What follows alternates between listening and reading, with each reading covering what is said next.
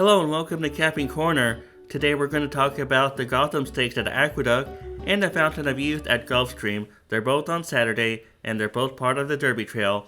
I think we'll skip the San Felipe at Santa Anita.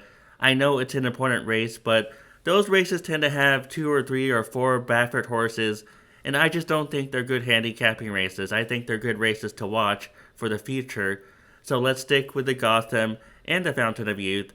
And we'll start off with the Gotham right now. I don't know if he'll be the favorite, but let's start off with Sand Devil, who comes into the Gotham with a 3-for-3 record. In his last start, he won a Damon Runyon by a neck over National Identity. Let's take a look at that race. We catch him entering the stretch. Sand Devil is on the inside, and National Identity is on the outside. And I know National Identity sticks to him the entire stretch run, but Sand Devil keeps him at a slim margin. And I like the way that they both separate from the rest of the field. Whenever you're trying to figure out if a race was fast without looking at the times, the fact that they separate from the field, whenever they separate from the field like that, it's always a good sign. And Sand Devil holds on for a slim margin to take the Damon Runyon. And I thought it was a good effort. The 97 breeze figure says it was a fast race. And I also like the fact that he won at 1 mile 2 back. If you look at the January 2 race on Sand Devil's record, he won by 12 lengths. In a state-bred optional claimer. He faces open company for the first time in this race, but I think it's fine. He has the best numbers on Breeze, so maybe it won't matter. He's my choice in this race. I know the price won't be great, but I think his speed advantage and his numbers advantage, his speed figure advantage is too great, and I'm just going to pick him. Let's talk about the other horses. We were just talking about National Identity. Well, Sacrosanct also beat the same horse in a December 14 stakes race, and he won by head, so it was a similar margin. Let's take a look at that race. In this case, Sacrosanct had to put away another horse first, Bold Fortune on the rail, and then National Identity came at him on the outside, and here the two of them hook up in mid-stretch, late in the stretch. Sacrosanct has a slim lead.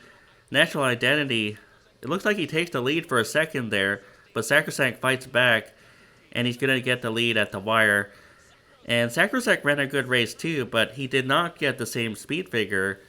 Let's take a look at Breeze again. He only got an 86 for that race, and that's fine though. That was in December, and you don't expect 2-year-olds to have better speed figures than 3-year-olds, so there's no telling how fast he is now. But I think I prefer Sand Devil on the outside. Whenever there are 2 speed horses in the same race, I usually prefer the outside speed horse, just because there's less pressure on the outside.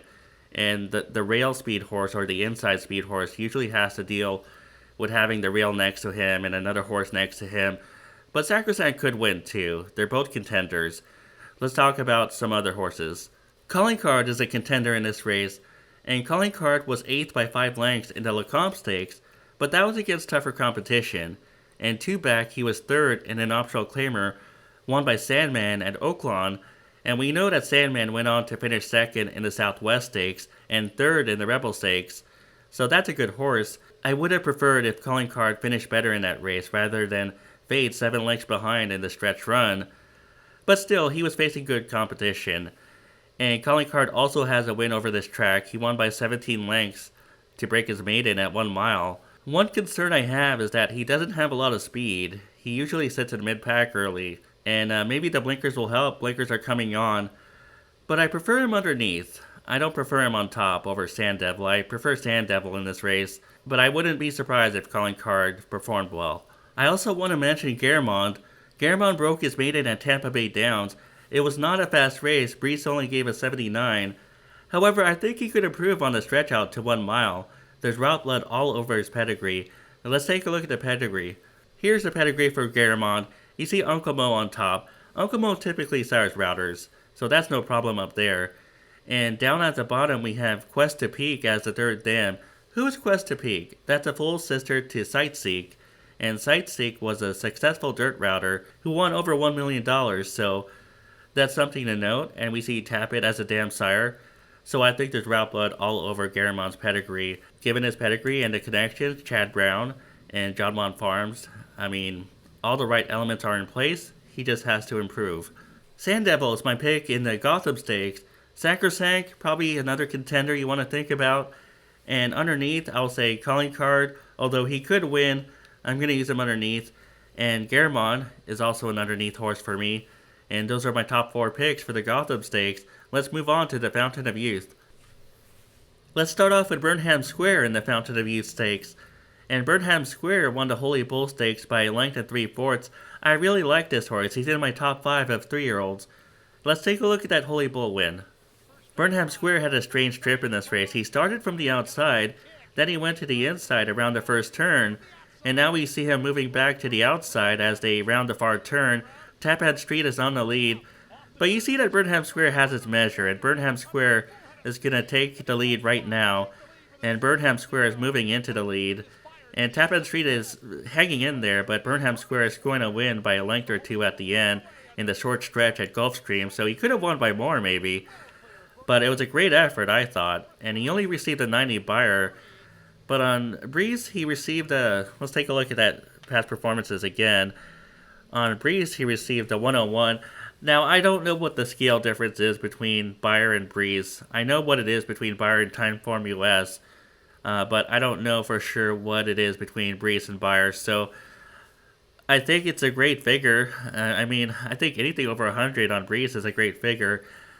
And my only concern is that Burnham Square will be a short price, and maybe there's a horse or two in this race that has a comparable number that could possibly contend with him.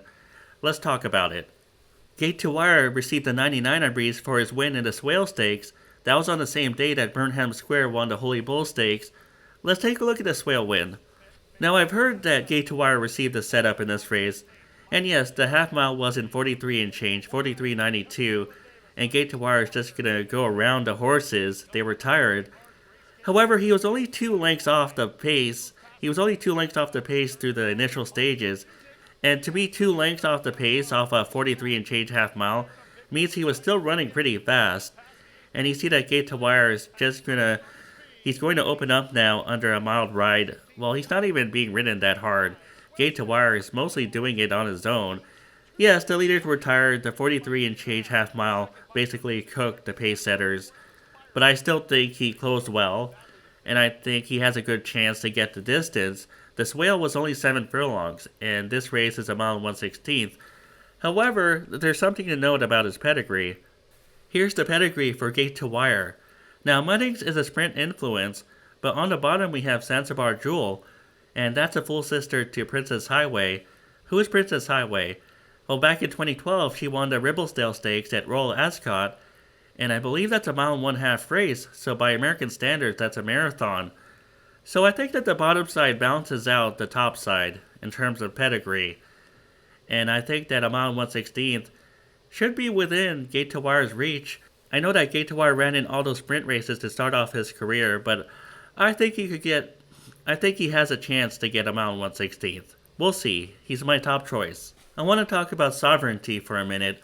I also like Sovereignty. For a while he was in my top 5 of 3-year-olds, but his workout pattern is a bit irregular. You see that between January 15 and January 31, they could have fit another work in, and I question why they didn't. And then you have works on February 7, February 15, February 23. That's all fine, I guess. But I still worry that maybe he's not tuned up for this race. I mean, why would he be tuned up? I mean, the goal is the Kentucky Derby. I guess you could say that about every horse in this race, but especially with Bill Mott, I feel like Bill Mott is not going to empty the tank in this race when he has the Kentucky Derby on his mind. He could win. I'm going to keep him underneath for now. Let's talk about Gate to Wire stablemate, River Thames. River Thames won 2 races in a row. Well, it was only 2 races, and they were both at Gulfstream. And he won an optional claimer in his last start by 6.5 lengths, and he got a 99 for that race.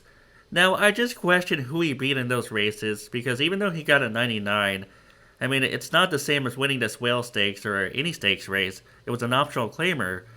And I haven't heard of Super Times or Rolando. Well, I've heard of Rolando, but I don't think he's that good. And I just question whether he's ready for this level. I want to see more. The pedigree isn't great for a mile 1/16. It's okay, I guess. And I just want to see what he does in this race. Maybe he could finish 3rd or 4th. I think that's his limit for now. I also want to mention Neo Equos, because he has that 101 on Breeze for finishing 2nd in one of those Florida Sire races on October 19. He lost to a horse called Rated by Merit, who many other handicappers speak highly of, and so that's something to think about. I just question whether or not he wants a mile 116th, even though the Damsire's Birdstone, Bold Birdie was a sprinter in her career, and I get the feeling that Neo Echoes will find a distance too long. If Gate to Wire and Burnham Square were both the same price, then I would pick Burnham Square. But if Gate to Wire is a higher price, higher odds, then I'll take a shot with him. Gate to Wire is my pick for the Fountain of Youth. We'll say Burnham Square second, and Sovereignty third, although they are both contenders to win as well. And we'll say that River Thames is my underneath horse. Those are my top 4 for the Fountain of Youth Stakes at Gulfstream Park. And thanks for listening to my analysis for the Gotham Stakes and Fountain of Youth. I'll be back soon with another video.